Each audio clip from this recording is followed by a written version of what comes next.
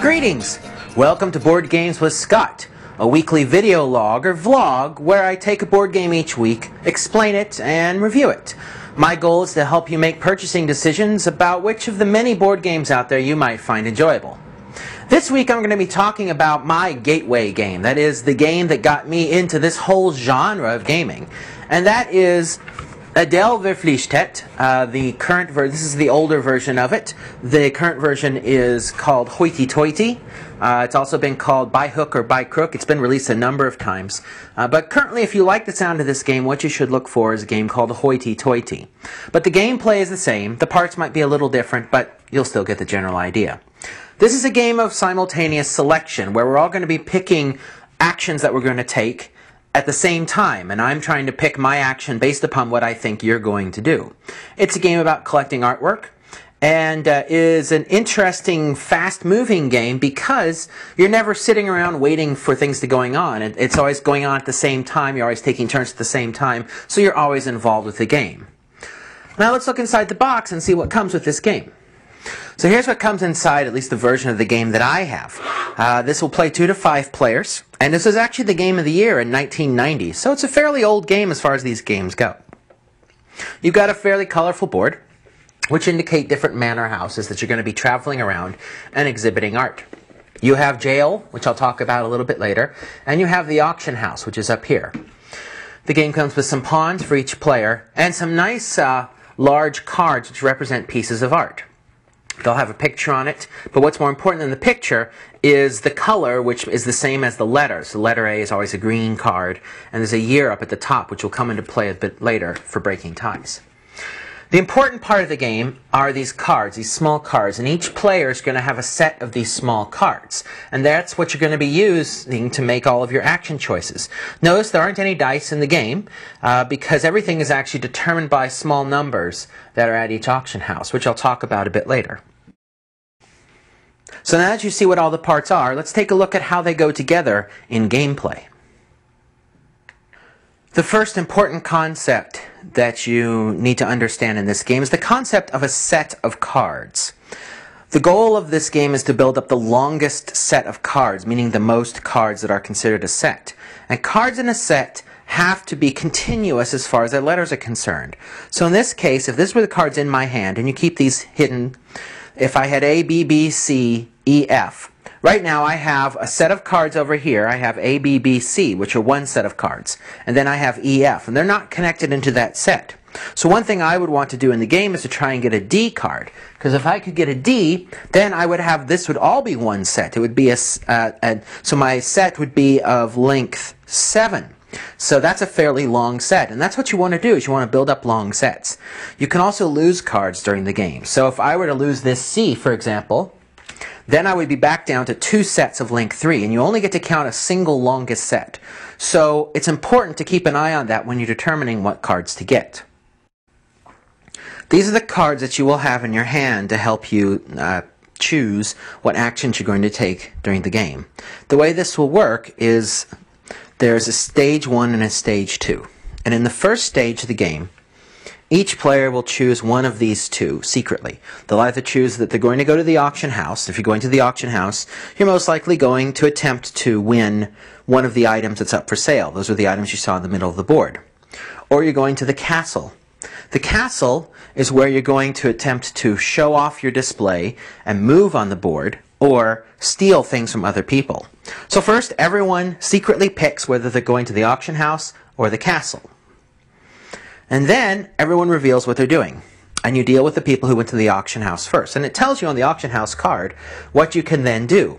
It'll tell you you're either going to play a check or a thief. So everyone that has now played the auction house picks up this set of cards that they have. They will then secretly pick one, either a check with a money amount or a thief, and show it at the same time.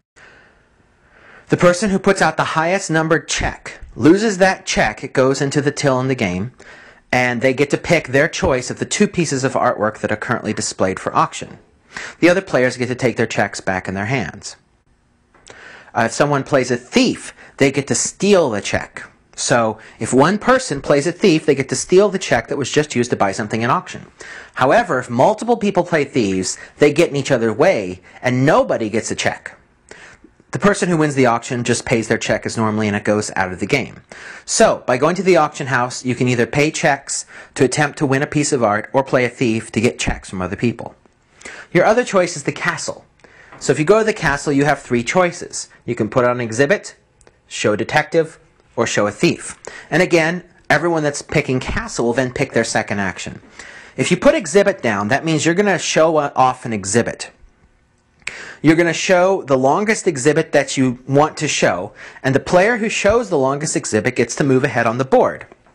You move ahead based upon the spaces of where the leader is. So this number here, 4, indicates that the person who shows the biggest exhibit gets to move ahead 4 spaces. The person who shows the second biggest exhibit gets to move ahead 2 spaces. The thief will get to steal from anyone that shows things in the exhibits. And unlike in the auction house, multiple thieves will get to steal multiple pieces of art. So if one person plays an exhibit and 3 people play thieves, then 3 of their items are going to get stolen. So they will probably choose a small exhibit of things that they wouldn't mind losing because they know they're going to get thugged. There's also a detective. If any detective is played, they capture the thieves, and the thieves go to jail. The thieves do still get to steal goods, though, before they run off to jail. But the detective will then, that player will get to move ahead the number of spaces equal to their place in the game. So if they're in 5th place, they get to move ahead 5 spaces if they catch any thieves. That's the reward for catching thieves. So that's the way gameplay works. You're either going to go to the auction house and buy stuff with these, or you're going to go to the castle and display stuff, steal stuff, or try to catch the thieves. As the game goes on, the jail will fill up with thieves. There's only 5 cells for thieves to be in. And so what will happen, right now, each player has 2 thieves. Both of Red's thieves have been caught. Everyone knows Red can't play a thief. But let's say someone else gets caught, if Yellow gets caught again. They then go in this way, this guy comes out, all the rest of them move over by 1, and so Yellow gets this thief back. And Red knows as soon as another thief gets caught, he'll get his thief back. So that might be another incentive for Red to play the detective, to try and get more thieves out. When any one player crosses into this final dinner table setting, the game ends. Everyone then shows their single best exhibit that they've got. And the person who's got the best exhibit moves ahead 8. The person with the second best exhibit moves ahead 4. Many times the game is decided by this end of game display. And that's it. You go through phase after phase, choosing to either go to the auction house and get more stuff, or go to the exhibits and exhibiting your stuff, or try to steal stuff from each other. You're always involved because you're always making choices. There are no individual turns. Everyone's taking turns at the same time. I really like this game. This is the game that introduced me to this whole genre. It's a good game for kids and adults playing together. I give this game a solid A. It's something I've enjoyed. It ends fairly quickly. It takes about an hour. And it ends at the right time. You know, you're ready for the game to end. When it ends, doesn't seem to go on too long. So I give this game a big thumbs up. Again, if you're looking for it, you want to look for Hoity Toity. That's the name you can get now. It's also been called by hook or by crook, or the version I've got, Adel Verflichtet. So with that, I will thank you for coming to Board Games with Scott. Have one of these that comes up each week. If you want to see more of them, go to boardgameswithscott.com. Just as a side note, if you want to learn more about these games in general, I will suggest that you take a visit to boardgamegeek.com. That's a great community of all sorts of board game fans, and you can ask them questions about these games and get involved with what's going on out there. So, I'll see you next week with another review of an interesting game. Take care. Bye-bye.